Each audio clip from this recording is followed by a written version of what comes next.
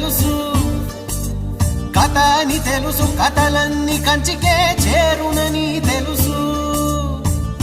తెలుసు తెర తొలుగుతుందని, తెలుసు తెల్లారుతుందని, తెలుసు ఈ కట్టె పుట్టుకుమంటదని, తెలుసు ఈ మట్టి మట్టిలో కలిసిపోతదని.